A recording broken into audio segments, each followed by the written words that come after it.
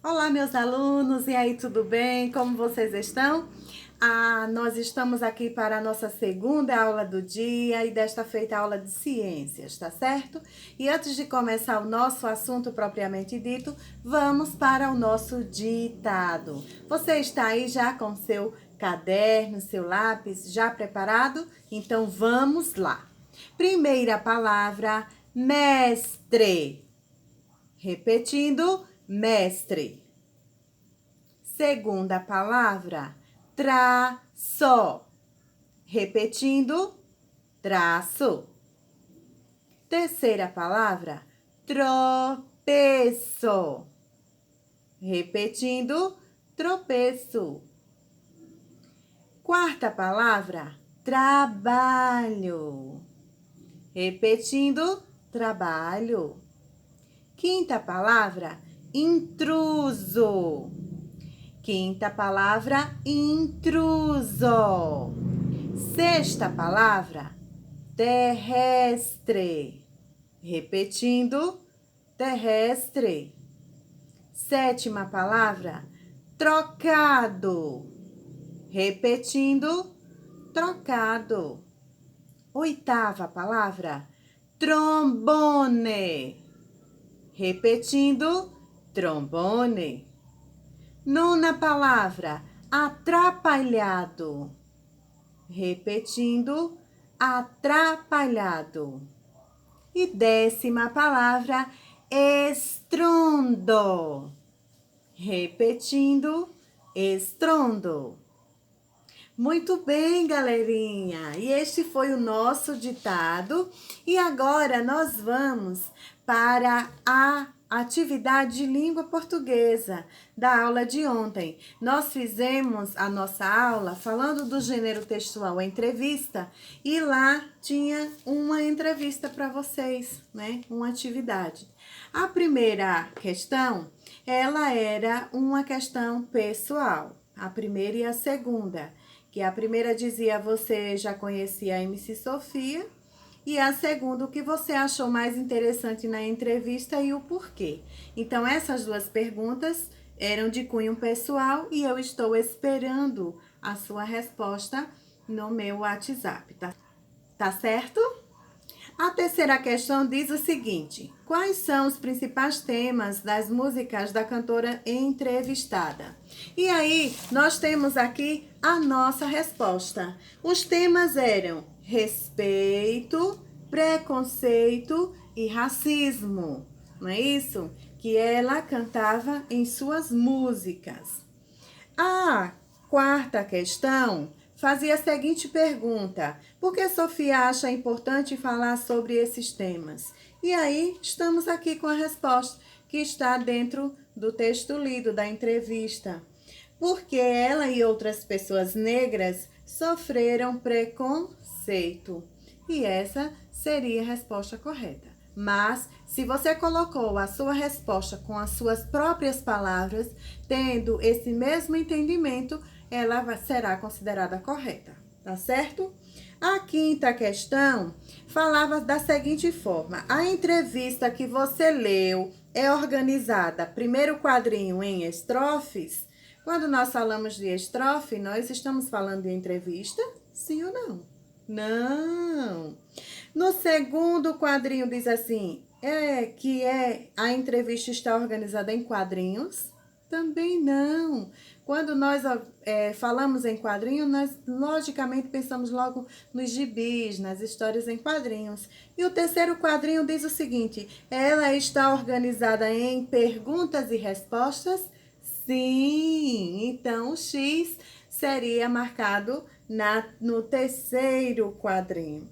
A sexta questão diz assim: quem faz as perguntas em uma entrevista é chamado de entrevistador e quem responde é o entrevistado. Escreva quem tem as seguintes funções na entrevista lida. Então, a entrevistadora foi a Martina Medina, né? Está lá no final do texto, ela como a autora do texto. né? Foi quem entrevistou. E a pessoa que foi entrevistada foi a MC Sofia. As duas últimas questões, a sétima e a oitava, também é de cunho pessoal. E a resposta, eu vou corrigi-las assim que vocês mandarem no meu WhatsApp, tá certo? E agora, meninos e meninas, vamos lá para o nosso conteúdo. Lá na página 28 do nosso livro didático, nós paramos aqui e nós vamos dar continuidade ao nosso assunto, tá certo? Nós vamos ler e vamos responder às atividades. Na verdade, fazendo uma correção, não é a página 28, tá, pessoal? É a página 26. Desculpem, mas eu me equivoquei. Então, vamos lá, que diz o seguinte: todo esse ar envolve o planeta Terra por inteiro, formando uma camada que chamamos de atmosfera. Eu não sei se vocês se recordam, mas na aula anterior, nós falamos sobre o ar, né? Que o ar é formado por gases, ele está em todos os lugares, que nós precisamos dele para sobreviver, porque nós respiramos esse ar, não é? E nós continuamos com o conteúdo falando sobre o ar. Então, agora, nós estamos vendo aqui que a Terra, ela é também rodeada de uma camada de ar que é chamado de atmosfera. Essa atmosfera é quem protege a Terra, né, e os seres viventes nela dos raios ultra, né, violeta. Nós estamos com esses problemas por causa da poluição que está causando um buraco na camada de ozônio, e esses raios mais fortes, eles já estão chegando até a Terra e provocando principalmente muitas doenças, tá bom? Então vamos lá. Importância do ar para os seres vivos. É importante sabermos que o ar é essencial para existir vida na Terra. A atmosfera, por exemplo, mantém o calor do planeta sem grandes variações entre o dia e a noite e oferece proteção contra parte dos raios do Sol, que seriam muito fortes se atingissem diretamente o planeta. Então, observe, essa camada que nós vemos protegendo a Terra, ela protege, mantém o ar, a temperatura da Terra mais ou menos idêntica, como também ela protege dos raios, assim como eu havia acabado de falar, tá certo? A porção dos raios solares que penetram a atmosfera, atingindo a superfície do nosso planeta, volta para o espaço, e a outra parte que não consegue ultrapassar a atmosfera de volta acaba ficando na Terra, colaborando com a manutenção da temperatura que permite a vida, o chamado efeito estufa. Observe a figura a seguir para entender melhor. Então, o Sol está lá, né, mandando raios. Esses raios, essa camada da atmosfera protege contra os raios mais fortes, porém, os raios que incidem, que chegam até a Terra, eles vêm, refletem e voltam. Porém, alguns desses raios, eles não conseguem retornar por conta da atmosfera. A atmosfera, ele permanece aqui, né, no sistema solar, trazendo com que a temperatura fique de uma forma que consiga ter vidas, né, que os seres vivos consigam viver, tá bom? Vamos lá para a próxima página. Com a liberação de grandes quantidades de gases poluentes na atmosfera, devido às atividades humanas, a retenção do calor na Terra tem aumentado, elevando a temperatura do planeta, o chamado aquecimento global. Então, o que acontece? Nós vemos as indústrias, né? Na nossa cidade nós temos uma indústria. Então, nós vemos a poluição que é expelida, aquela fumaça negra que é expelida no ar. E essas poluições, a poluição dos carros, das motos, das queimadas, né? Essa poluição, ela superaquece, né, o planeta, e é o que nós estamos vendo ultimamente. É esse chamado aquecimento global, pelo fato de que está havendo uma alta concentração de poluição, fazendo este ar se aquecer, né? E nós sentimos esse efeito que é bem desgastante para o ser humano. Além da manutenção da temperatura na Terra, os gases presentes na atmosfera são importantes para os seres vivos, pois são usados no seu organismo. Os animais e plantas, por exemplo, usam o oxigênio para respirar e o gás nitrogênio para formarem as estruturas de seus corpos. Iremos entender melhor esse processo mais à frente, mas já vale saber o quão importante esses gases são para a vida. Então, como o próprio texto diz, os seres vivos, eles usam, né, o ar, o oxigênio para sobreviver e o nitrogênio para formar partes do seu corpo. Mais adiante, nós vamos entender bem detalhadamente como se dá esse processo. Portanto, este ar tem que ter qualidade, ele tem que ter menos poluição para que os seres humanos tenham qualidade de vida, não é isso? Aí, nós encontramos aqui o quadrinho do É Verdade. Para viver, as plantas respiram o gás oxigênio presente no ar e os peixes respiram o gás oxigênio presentes na água. Então, os peixes, ele tem uma coisinha chamada guelras, que ela consegue captar, retirar da água o oxigênio que tem nela, tá certo? Então, vamos continuar. Usos do ar pelo ser humano. E como o ser humano pode utilizar o ar nas suas atividades do dia a dia?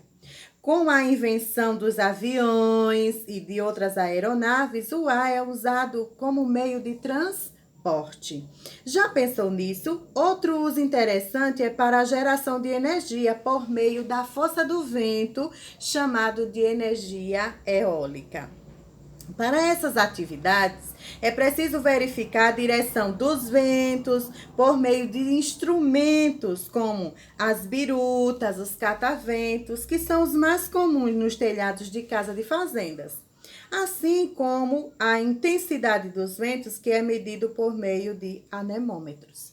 Então, nós estamos dentro desse texto já discutindo a questão de como o ser humano utiliza o vento, né, o ar, para a sua atividade do dia a dia, né? Então, o próprio texto diz que nós utilizamos aeronaves, aviões, né, através do ar, tá certo? E há essa questão da energia eólica, que ela é bem legal, né? E nós vamos saber muito mais sobre ela.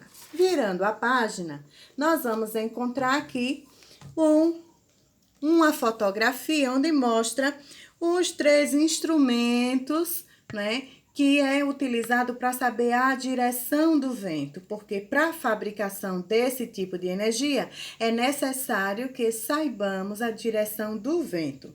Então, aqui está uma biruta, né? Aqui está a biruta, aqui está o catavento e aqui está o anemômetro, que é algo mais sofisticado, tá certo? Então, vamos lá. Por exemplo, as medidas de velocidade e de direção dos ventos são importantes para verificar se determinado local é ideal para a produção de energia eólica, pois essa energia é produzida quando a força dos ventos movimentam as pás de grandes hélices. O movimento das hélices convertem a energia dos ventos em energia elétrica. Veja na imagem a seguir como é um parque eólico ou usina eólica, que é uma área na qual são instaladas várias turbinas com imensas hélices. Então, eu não sei se vocês já observaram, se vocês já passaram por algum local que tenha essas hélices gigantes, né? Essas hélices, elas fazem parte de uma usina de energia eólica, onde o vento faz elas girarem e quando elas giram, elas vão produzindo energia elétrica. É uma energia considerada saudável porque não polui o ambiente. Aí nós chegamos no quadrinho do Ficou Curioso? Se você ficou curioso, você pode acessar esse link aqui e descobrir muito mais sobre a energia eólica. Na próxima página, a gente vê mais um pequeno texto que diz: a energia eólica é considerada uma energia limpa, é isso que eu acabei de falar, pois sua produção não gera modificações no ambiente e é uma excelente opção para as regiões nas quais há ventos fortes e constantes. O Brasil é um dos 10 países que mais produzem energia eólica no mundo. Então, essa energia, ela é muito legal porque ela é considerada saudável, ela não traz modificações no ambiente. Quando algo para ser produzido traz modificação ou desgaste na questão do meio ambiente, ela não é saudável porque ela vai promover um desgaste daquele solo ou daquela água ou daquela região, consequentemente destruindo a nossa natureza, tá certo? E este foi o nosso assunto de hoje. Como atividade, vocês vão fazer uma pesquisa sobre os locais no Brasil onde há uma concentração de energia, de fabricação de energia eólica. Façam essa pesquisa, escrevam no caderno de vocês, façam a fotografia e mandem para mim. Então, meus amores, essa foi a aula de hoje. Que Deus abençoe vocês e até amanhã. Um grande beijo.